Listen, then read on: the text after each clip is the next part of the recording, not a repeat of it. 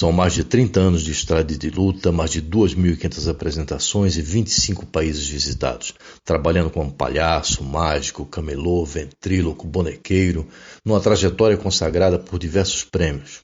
Chico Simões, o nosso entrevistado de hoje, é um humanista e morador de Olhos d'Água desde 1977. Com forte atuação no resgate histórico e da identidade cultural de nossa cidade, Chico abriu um tempo na sua agenda para a realização dessa entrevista e nos contou sobre alguns dos personagens de nossa cidade. Tenham todos um bom proveito. Quarta-feira, 22 de julho, entrevista com Chico Simões. Chico, antes de mais nada, bem-vindo aqui à Rádio Olhos d'Água. Eu gostaria que você se apresentasse para os nossos ouvintes. Bom dia, Rádio Olhos d'Água. Que bom ter uma rádio aqui. Chico Simões, palhaço, brincante, mamulengueiro, aqui, coordenador da Vila Mamulengo. Esse sonho realizado nessa cidade linda. Sou eu, visito essa cidade desde 1977 e aqui estou brincando e para ajudar no que for possível. Legal, Chico. E me diz uma coisa, Chico, você já está aqui há tanto tempo, quer dizer, desde 1977, então eu imagino que você deve ter conhecido vários personagens na cidade, né?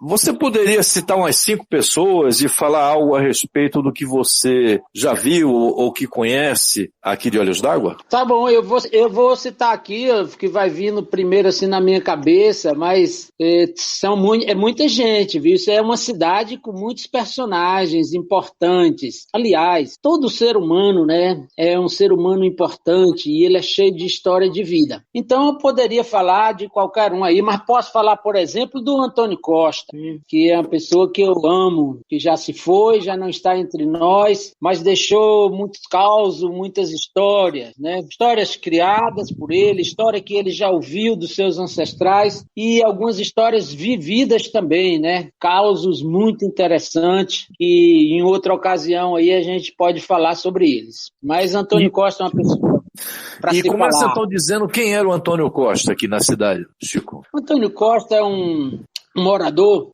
o marceneiro, trabalhava sempre com madeira, né?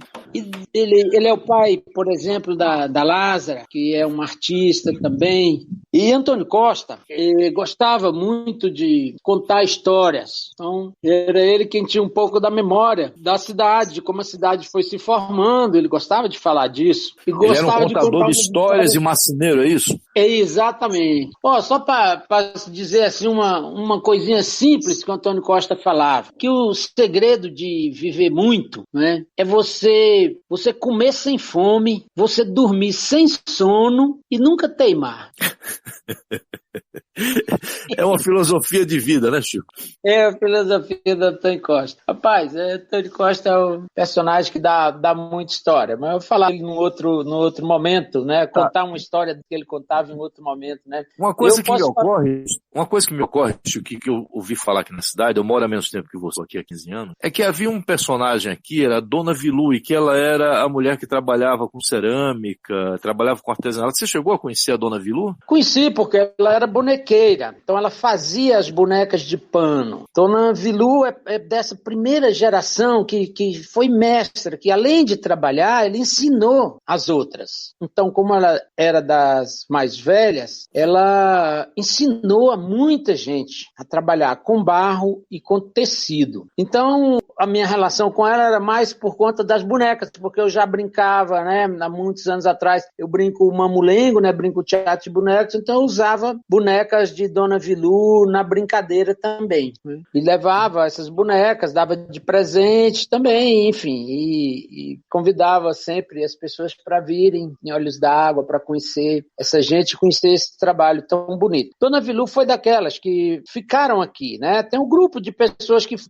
quando a cidade, o município, se mudou para a beira do asfalto lá, que estavam construindo para ligar Goiânia a Brasília, a BR-060, algumas pessoas ficaram aqui. E essa Dona Vilu era dessas pessoas, né, que resistiram e que foram desenvolvendo uma outra maneira de viver, né, porque já não tinha governo e nem tinha capital. Então as pessoas aqui viviam sem governo, né, que tinha ido para a beira do asfalto, e sem dinheiro, porque toda a atividade também comercial, dinâmica, foi para lá. Aqui ficou pouquíssima coisa. Então as pessoas aqui desenvolveram a troca, não é?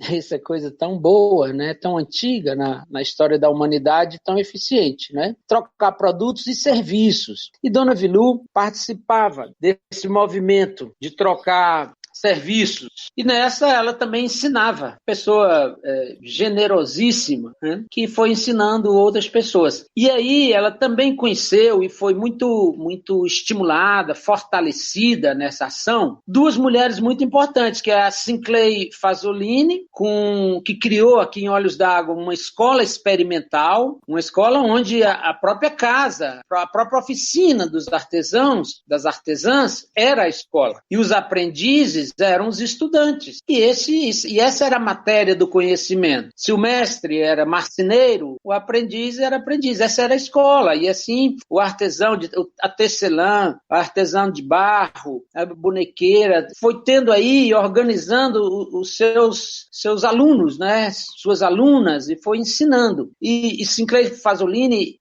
acompanhou, coordenou, fortaleceu e ajudou a organizar essa escola fantástica, essa escola experimental. Ao mesmo tempo, essa escola também ensinava, não é, as matérias comuns do currículo da escola formal. Então, essas pessoas foram se desenvolvendo, não é, nessa relação, onde, ao mesmo tempo que aprendiam as questões da escola formal, situar a geografia a partir de Olhos d'Água, o que era o planeta, não é? Mas é sempre a partir de Olhos d'Água. Enfim, Sinclair Fasolini faz esse trabalho maravilhoso, e Laís Aderne, que faz Chico, antes de você falar da Laís, você está se referindo a que época? Quer dizer, que ano foi esse que a Sinclair fez esse trabalho tão importante aqui com a comunidade, você lembra? Final dos anos 60 até 1984, foi quando findou essa escola experimental. Tinha um nome essa escola experimental? Não, o nome é esse mesmo, Escola Experimental. Beleza. Tinha livro. Para cada série, para cada ano tinha um livro. Ela escreveu 5 livros. E você tem esses livros à mão? Eles estão lá no memorial de Olhos d'Água. Ah, legal. De uma vitrine aí. Mas tem aí a Mônica Fasolini, que é filha dela e que fez um trabalho, enfim, deve ter muito mais informação do que eu. Mas isso só para falar assim, de uma das pessoas com quem Dona Vilu conviveu. A outra é Laís Aderne, que é essa coisa do troca, né? Estou falando agora de duas pessoas, por exemplo, Sinclair e Laís, que são como nós, né? São o que eu chamo de alternativos, né? Não são os nativos, nós não somos nativos, não nascemos aqui. Nós viemos para cá, nós somos alternativos, não é? Nós viemos buscar aqui, aprender aqui como viver bem, como viver melhor, né? Do que a gente vivia lá na cidade grande. Então a gente faz um movimento diferente do que foi feito há muitos anos atrás. E então aí Laís Aderne também, no final dos anos 60, no início dos anos 70, começa com essa relação de troca. Era para acabar com aquela coisa assistencialista, né? De dizer que quem vinha de fora vinha doar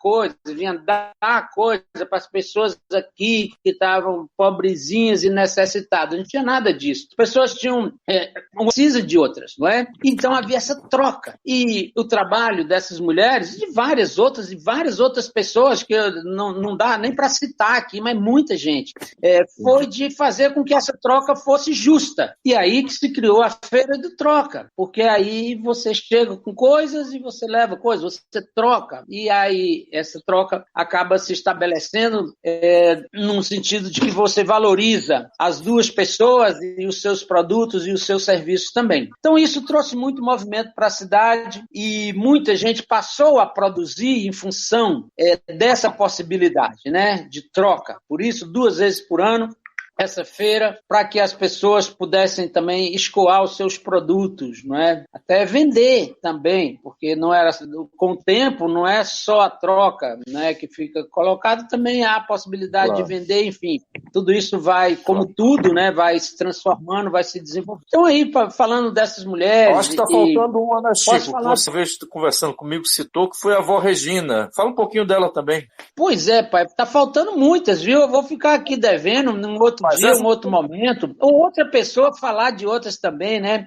Vó Regina é minha querida, assim, hoje a nega, a filha da vó Regina, né, que eu chamo de mãe, né? Eu chamava avó e era mãe, então era assim, eu tinha uma relação, porque lá, desde as primeiras vezes que eu vim aqui em Olhos d'Água, ela, vó Regina, que me abrigou, ela cuidava de mim quando eu vinha para cá, porque você imagina que eu tinha aí meus 18, 20 anos quando comecei a vir aqui, então tinha muitas coisas que eu não percebia, não é? E eu vinha muito naquela de jovem para usufruir das coisas, para tomar banho em rio, para acampar, para ficar por aqui e tudo, e era meio, assim, não tinha prestava muita atenção, não é? Na comunidade, nas coisas que a comunidade produzia e como produzia isso, enfim. E a avó Regina foi quem me chamou a atenção para isso, através do seu amor, da sua generosidade, fantástica. E também, lógico, da produção. Ela também trabalhava com palha, fazia artesanato palha e de pano, fazia bonecas também, a bonequeira, e a gente ficou muito amigo, um vínculo muito forte que a gente tem até hoje com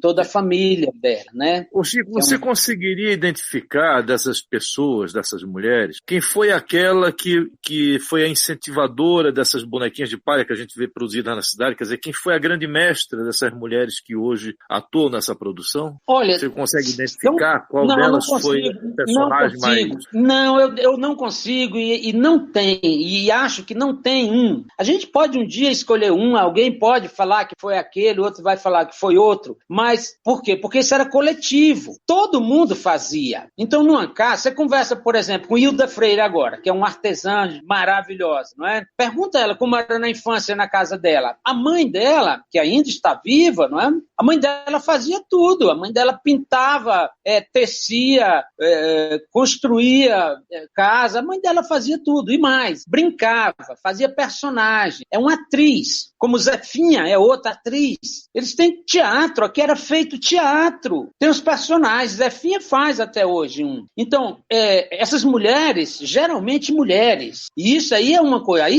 sim é importante falar, e é preciso ser discutido, porque eram mulheres, poucos homens. E onde estavam esses homens? Como era a relação desses homens com essas mulheres? É isso que é preciso ser conversado. É isso que a gente precisa ouvir dessas mulheres, que ainda muitas estão vivas, né? Como foi, né? Como era a relação com os homens?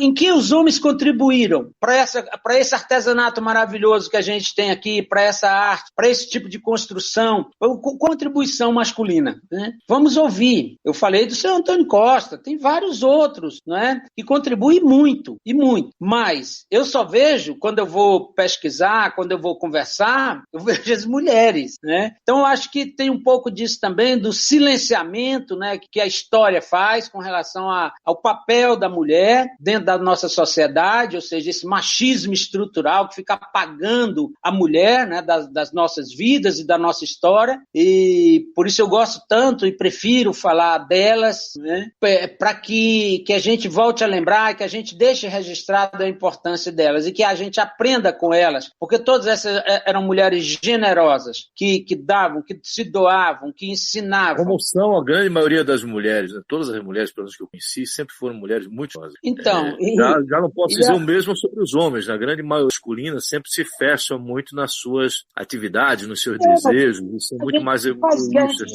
A gente chega diante do desconhecido e quer fazer guerra, quer dominar, quer ser melhor, quer controlar, quer destruir o outro, sabe? Não que não tenha mulheres que também sejam assim, né, Chico? Elas chegam diante e quer conhecer, quer não é, estabelecer uma relação ali de troca, elas são mais cuidadosas nesse sentido, né, da espécie. Enfim, falei de Dona Regina, falei de Dona Vilu, posso falar de Lázara, também dos homens, Gomes, né? Antônio Costa, alguns que eu não conheci, mas que com o tempo a gente pode falar também. Uma coisa que eu estou percebendo, Chico, que eu já quero aqui deixar registrado para você um convite, é que eu acho que essa tua visão, até porque você é um cara da cultura, você é um historiador, você está ligado muito nessas questões, né? Eu já quero te deixar um convite para a gente fazer outras entrevistas, porque eu já vi que tem um material enorme para a gente trabalhar, né? Aqui na rádio eu já estou com preocupação de fazer um registro entre aqueles que estão ainda aqui conosco, né? De boa parte desses artesãos e de uma parte dessa comunidade que a gente tem, que está envelhecendo, está aí com uma possibilidade de perda muito grande na nossa comunidade, né? Até por conta também desse convívio, e de repente isso significa perder parcelas da memória, né? E eu acho muito ruim, né? A gente não ter esse resgate histórico do que é a cidade, o que ela hoje tem, né, de bom para as pessoas que chegam aqui, que descobrem Olhos d'Água como sendo um recanto. Eu não vou chamar de um recanto de paz e harmonia, porque isso aí é babaquice, né? Mas é um recanto onde a gente consegue se encontrar para fazer várias coisas boas, várias coisas legais. A gente consegue encontrar muita gente boa aqui também nessa cidade, como em várias outras cidades, mas aqui eu acho que tem uma coisa especial que a gente se apercebe quando vem, né? Todo mundo percebe isso, e é sobre isso que a gente pode falar. O porquê Olhos d'Água é tão especial. Por isso que eu sou pesquisador da história, da memória e da identidade cultural da cidade. Para saber por que ela é assim, a gente tem que ouvir as pessoas mais antigas, né, e ver como começou, como se desenvolveu e como nós estamos, também para a gente saber para onde ir, como a gente contribuir para que continue sendo assim, né, um lugar muito especial. Ô Chico, agora antes de encerrar nossa entrevista, eu queria que você falasse um pouco sobre esse projeto da Vila Mamulengo. Como é que isso está hoje? O que vocês estão produzindo aí? Qual é a atividade que vocês estão fazendo? Agora, no isolamento social, nós transformamos o teatro num estúdio. É um estúdio de cinema, de vídeo, de imagens, de web. Por exemplo, aqui, essa entrevista eu estou dando aqui desse estúdio na Vila Mamulengo. Então, nós temos um espaço aqui para fazer gravações e fazer essa comunicação, né, via web. Isso a gente transforma. Então, estou transformando o trabalho todo, que era a exposição dos bonecos, por exemplo, que tinha uma exposição permanente de teatro de bonecos de todo mundo. Agora eu tenho que digitalizar todo esse material e disponibilizá-lo na web, porque mesmo que passe essa pandemia, né, essa ação pela web não vai passar. Então, a gente tem que aprender cada vez mais a também divulgar o trabalho através da web. Também a gente se comunicar através da web. Então, eu estou fazendo isso. No momento, então, a Vila Mamulengo está fazendo isso. Mas a Vila Mamulengo é um lugar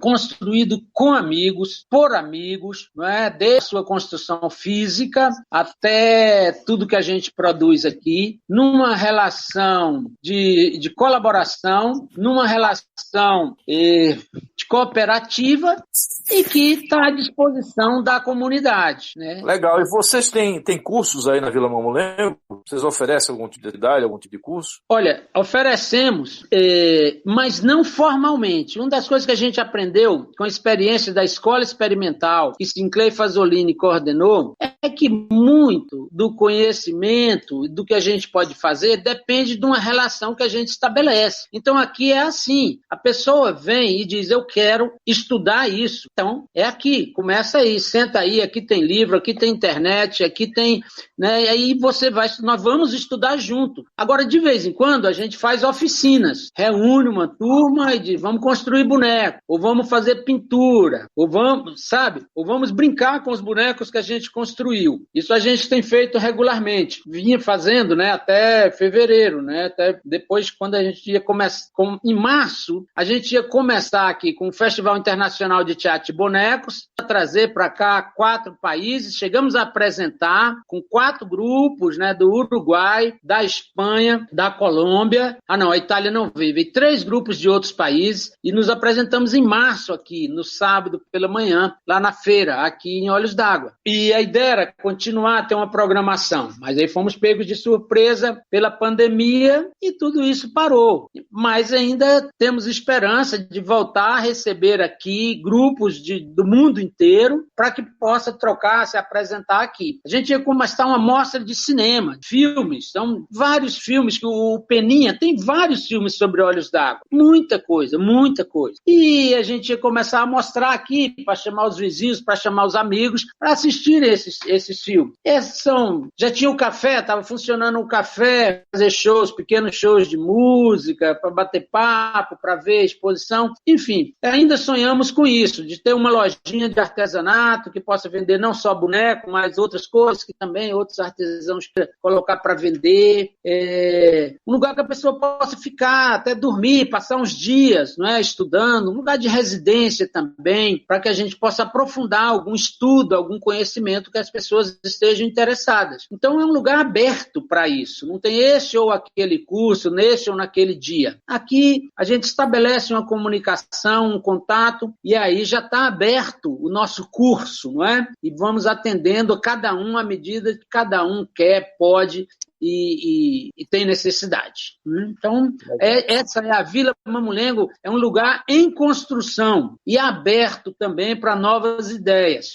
Não Como temos deveria nenhuma ser todo ser humano, né? Está sempre em construção e aberto às ideias, né? Chico, muito obrigado pela entrevista, te agradeço de coração. Bom saber que você tem essa disposição para estar do lado da gente, ajudando aí a resgatar essa história da nossa cidade. Nos colocamos também à sua disposição para tudo que for necessário, tá bom, meu companheiro? Beleza, parabéns aí à rádio. E eu estou aqui, então, para falar de história, memória e identidade cultural, que é o que eu tenho pesquisado, e outros papos também. Estamos aqui, é bom, importante frisar que esse nosso trabalho não tem apoio de nenhuma empresa, de nenhum governo, de nem nada. É o nosso trabalho, é a nossa vida, e que nós estamos batalhando também para, com algum recurso, né, dessa natureza aí, de algum apoio que venha de fora, a gente possa potencializar, ou seja, a gente possa melhorar o trabalho que a gente já faz. Beleza, Chico. Obrigado e até a próxima, meu companheiro. Até a próxima.